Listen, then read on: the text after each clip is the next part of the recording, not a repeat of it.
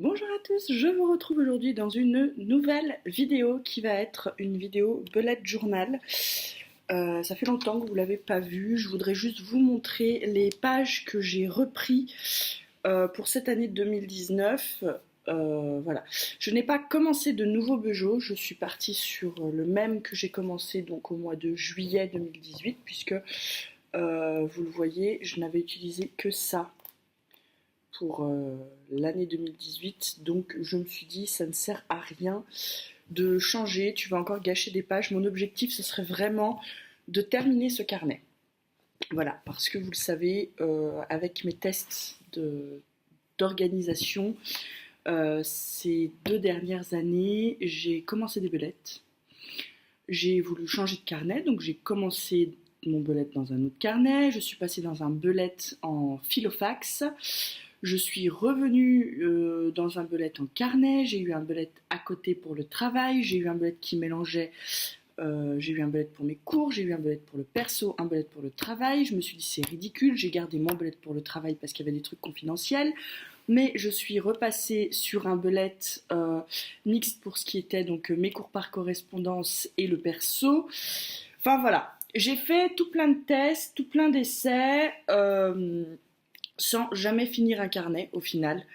Donc là, on y est, voilà.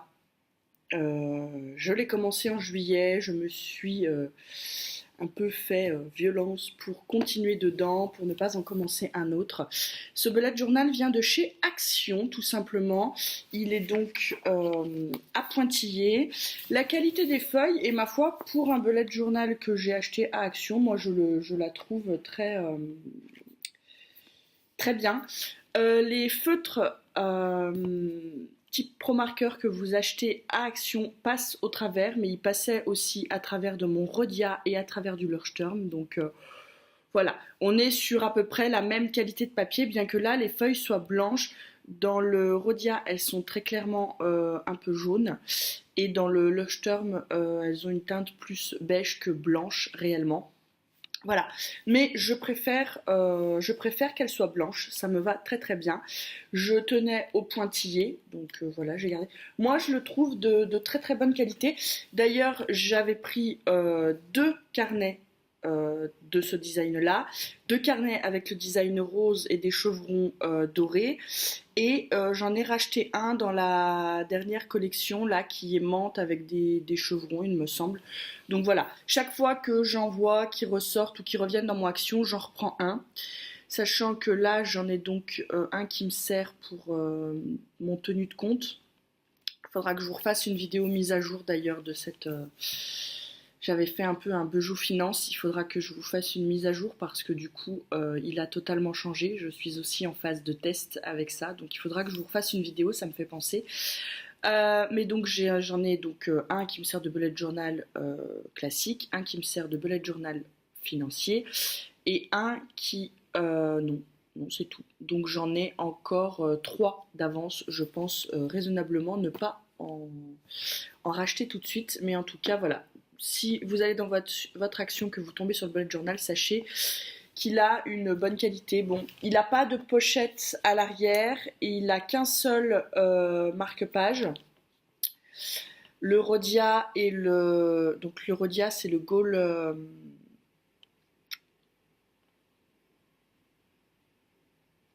je ne sais plus comment il s'appelle. Mais bon, le Rhodia Spécial Bullet Journal a 2 marque-pages, tout comme le Leuchtturm. Voilà, donc c'est à vous de voir ce que vous préférez, mais après il y a toujours la solution de mettre des petits trombones décoratifs ou ce genre de choses pour vous marquer les pages. Donc les autocollants viennent du compte Etsy de Lou Lacoste, qui m'inspire vraiment beaucoup. Moi j'adore ce qu'elle fait dans son bullet journal. Je ne reproduis pas parce que je suis une quiche en dessin. Je lui avais acheté des autocollants que j'avais utilisés donc cet été pour faire la décoration de mon bullet journal. J'avais également acheté donc ces petits intercalaires en fait qui se collent à la page pour repérer plus facilement votre mois. Ça dépasse du Peugeot mais ça me dérange pas. Celui-ci comme je suis à la maison, en fait, il va pas dans mon sac, il se transporte. Pour info sur la taille, ça c'est mon téléphone, c'est donc l'iPhone 6 Plus S. Voilà, attendez, comme ça ce sera plus cool quand même, avec ma magnifique coque Harry Potter. Bref, donc voilà, pour vous faire une idée de la taille, c'est un A5, hein, ni plus ni moins. Voilà. Il est légèrement plus grand qu'un Leuchtturm, je crois. Au niveau de la taille, ils sont taillés un peu bizarrement. Mais bon, moi, ils me conviennent très bien. On va donc commencer. Pour la page des clés, ben, étant donné que j'ai pas commencé de nouveau bullet journal, j'ai gardé la même. J'ai pas caché, donc je vais pas vous montrer. J'ai également gardé la même page des challenges livresques, c'est-à-dire en fait c'est le suivi des sagas que j'ai commencé qu'il faut que je termine. Voilà, ça fait fort longtemps que j'ai pas terminé une saga, il serait peut-être temps que je m'y mette. Il faudra également que je vous tourne ma vidéo sur mes bilans lecture. Est-ce que ça vaut le coup de la faire maintenant? Il va falloir que je la fasse en fin d'année. Juste pour info, je vous montre, voilà, j'avais lu 58 livres en 2017, je n'en ai lu que 42, donc j'ai lu 16 livres de moins. Et en termes de pages, ça représente 4546 pages de moins qu'en 2017, mais je me porte très bien. Je peux même pas dire que c'est parce que j'avais mes examens en mai et que du coup j'ai moins lu en début d'année, parce qu'en fait c'est totalement faux. J'ai lu bien plus en début d'année que je n'ai lu en fin, en fait. Puisque sur les 3 derniers mois, j'ai lu 3 livres, donc moins d'un livre par mois. Et encore, j'ai lu 3 livres parce qu'il y en a 2 que j'ai lus en lecture commune avec ma bichette, hein. Donc voilà. C'était un petit aparté lecture. On va donc revenir, donc les wishlists, donc là c'était une wishlist de livres sur les développements personnels qui pourraient m'intéresser, et là une wishlist de livres courants quoi. Là c'était donc mon suivi lecture et mon calendex. Je n'ai pas repris le calendex sous cette forme-là, puisqu'en fait je me suis rendu compte que je l'utilisais en début d'année pour noter les vacances scolaires, les week-ends à 1000, les semaines à lire, ce genre de choses, mais que je n'y revenais pas, en fait, sauf pour reporter. Donc c'est un peu bête. Voilà. Ensuite, j'avais donc, je vais cacher vite fait comme ça, cette page-là, vous savez, repris totalement pompée sur Build Up, c'est ce qu'elle avait montré. Donc vous mettez votre calendrier en haut et en bas, vous faites 2 petites blocs-notes pour noter vos choses plus en détail, avec plus de place qu'il n'y en a dans le calendex. Ensuite, il y avait donc mon suivi de lecture, voilà. Et à côté, c'est le mois de juillet. Donc ça, ce sont des choses qui restent. Pour donc marquer la démarcation entre les deux, j'ai donc juste collé en fait pour rendre un peu plus rigide la page pour séparer 2018 de 2019. J'ai fait une petite reprise là d'un planning en fait ménager de ce que j'aimerais faire une fois par mois, de ce qui est à faire une fois par trimestre et de ce qui est à faire une fois dans l'année. Une fois dans l'année, c'est genre d'ailleurs le tri des armoires, un gros tri dans les placards, un gros désencombrement et le tri des papiers. Par le tri des papiers, j'entends, je classe donc mes papiers. Là, ça faisait un moment que je les ai faits en septembre et ça faisait un gros moment que je les avais pas faits. J'ai bien regretté parce que ça m'a pris des heures à tout retrier. Mais donc là, j'ai repris un rythme de tri des papiers, c'est-à-dire que je reçois, je traite et quand c'est traité, je classe. Je ne laisse plus en attente quelque part d'être rangé.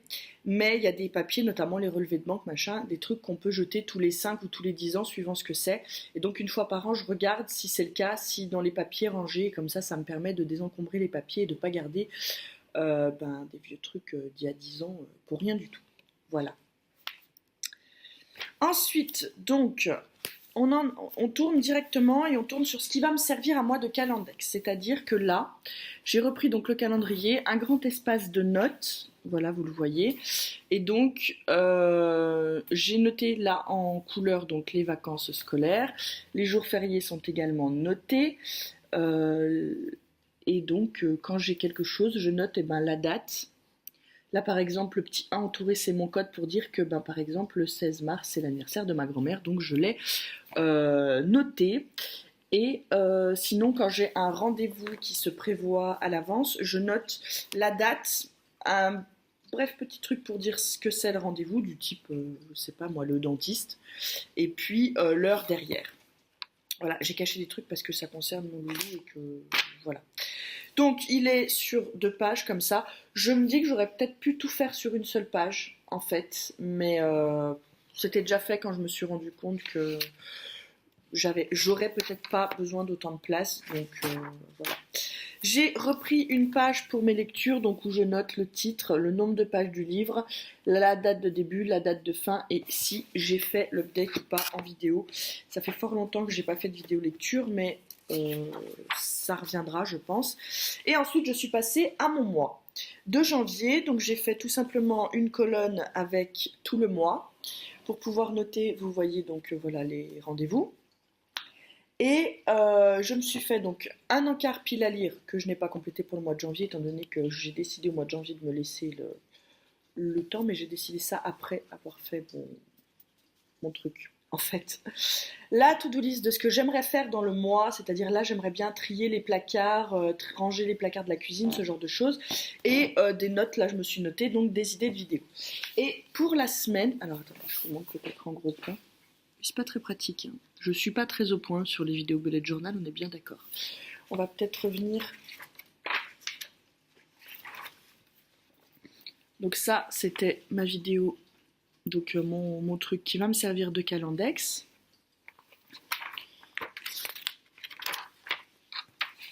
La vidéo pour mes livres lus, parce que du coup je sais même pas si je vous les montrer. Parce que si je vous montre mais que c'est moi qui regarde ce que j'ai fait, ça vaut pas le coup, hein. Et donc là vous avez la vue du mois et tout de suite derrière la vue de la semaine. Je ne fais plus comme j'ai fait en fin d'année. Voilà, vous voyez, là d'ailleurs je l'avais même pas utilisé à la fin de l'année. Et voilà, ça donnait ça, avant c'était beaucoup plus structuré et là j'ai décidé de partir sur quelque chose d'un peu plus fouillis, puisqu'en fait, étant donné que la seule chose que j'ai, c'est quelques rendez-vous pour bébé et principalement des tâches un peu ménagères ou du tri de papier. Voilà, c'est pas des trucs professionnels ou quoi pour l'instant, ce que je note dedans. Donc, je me suis permis de me faire une page un peu moins structurée. Et donc, la page pour cette semaine, parce que vous voyez que ça évolue du coup en direct dans le mois. Donc là, je me suis noté tous les jours un peu ce que j'aimerais faire. Et là, j'avais fait un encart pour noter les rendez-vous de la semaine. Donc voilà, donc vous pouvez voir que je note juste dans quelle semaine on est. Et après, bon, là, je me suis posé dimanche soir pour faire ça, mais ça peut être quelque chose que je vais faire au jour le jour. On voit par exemple qu'aujourd'hui, je suis censée passer l'aspirateur, ranger du linge et tourner la vidéo bullet journal. Voilà. Mais aujourd'hui, j'ai de rendez-vous pour Loulou, donc comme il va pas falloir tarder que je retourne le chercher à l'école, du coup, je me suis pas trop blindée la journée, mais par exemple, demain, il faudra que je repasse un coup d'aspirateur, que je fasse de la lessive, que je range le linge de la lessive que j'aurais fait, que je fasse ma chambre à moi et chérie, poussière et sol, et que je nettoie le frigo, par exemple. Vous voyez? Voilà, donc c'est le genre de tâches que je peux noter en ce moment dans le bullet journal, donc c'est pas des grosses tâches vitales, on est bien d'accord, mais moi ça m'aide en fait à structurer mes journées, parce qu'étant donné que je suis à la maison, j'ai pas envie de, quand j'ai posé le loulou à l'école, de rentrer, de me dire moi je vais, j'allume la télé, je me pose devant et après on sait qu'on décolle plus.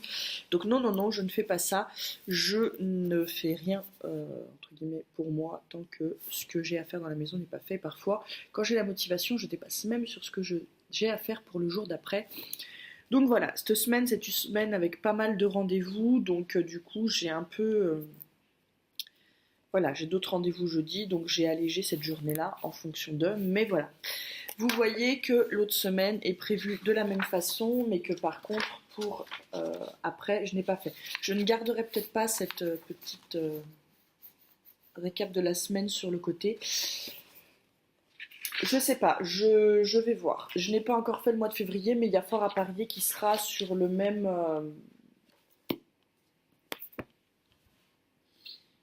je perds mes mots aujourd'hui, vous avez remarqué, sur le même exemple que ça.